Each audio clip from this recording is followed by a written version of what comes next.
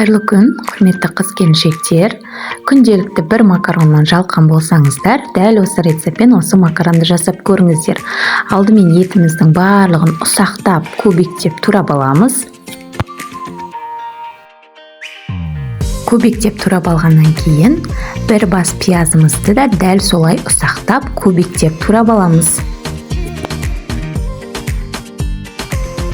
Әрі қарай бір бас сәбізімізді, сонымен қатар көк шаңбыр, яғни редкамызды жақсылап ұсақтап турап аламыз. Кубиктеп ұсақтап тураймыз.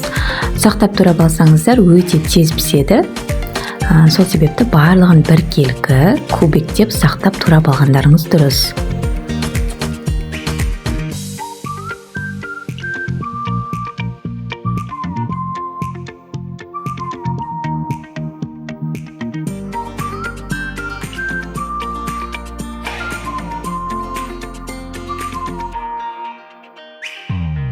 Мінекей біздің көкөністеріміз дайын, енді шетінен қуырып бастаймыз. Алдымен қызып тұрған майымызға етімізді салып қуырып аламыз.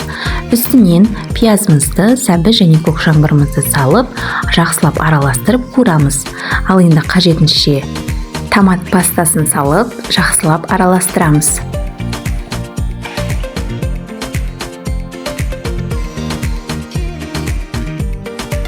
Көкөністерімізді біраз қуырып алғаннан кейін дәмдеуіштерімізді салып бастаймыз. Тұз салудың қажеті жоқ. Тұздың орнына мен аздаған хрусталик салдым. Сонымен бірге қара бұрыш, қызыл бұрышты салып, жақсылап араластырамыз.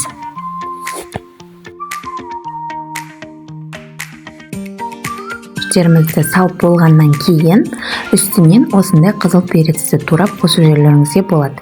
Менде морозильникте қатырылған дайын туралған перец. Қазір осыны салқын сумен жуамын дағы, үстіне салып жіберемін. Сіздерде дайын болса, осылай салып жіберсеңіздер болады. Ал егер бұндай дайын перец жоқ болса, бір бас перецті жартысын ғана алып, тәтті перец бұл турап қосып жіберулеріңізге болады.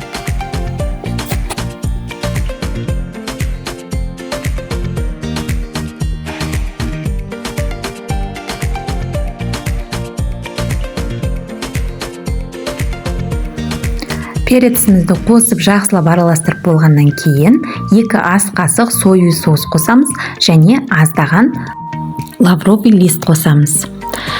Бізде соевый соустың құрамында тұз барлығы бар.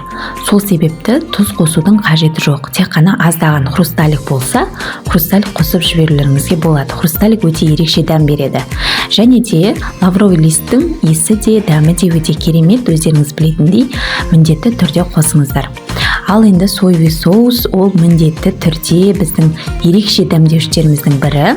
Соевый соусты қосып, барлығын жақсылап араластырып алғаннан кейін, біздің көкөністеріміз, етіміз батқанша ғана аздаған су құямыз.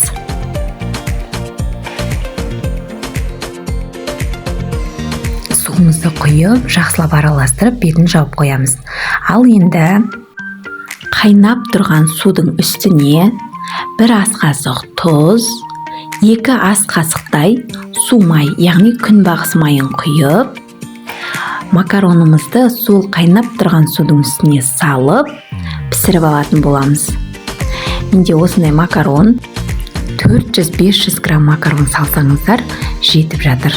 Өйткені макарон суға түскен кезде өздеріңізде білесіздер, ол жаңағындай өседі, сол себепті макаронды көп салудың қажеті жоқ. 400-500 граммдай макарон салсаңыздар жеткілікті. Макаронымыз жақсылап араластырамыз, өйткені түбіне жабысып қалмауы қажет. Жақсылап араластырып, бетін жауып қайнағанша күтеміз.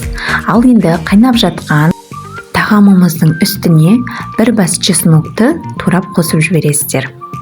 Мінекей біздің макаронымыз дайын. Макаронды кем дегенде 15-20 минуттай қайнатасыздар. Араластырып, қарап тұрасыздар, тасып кетпеу керек. Мінекей біздің ерекше макаронымыз дайын. Сіздерге ас болсын.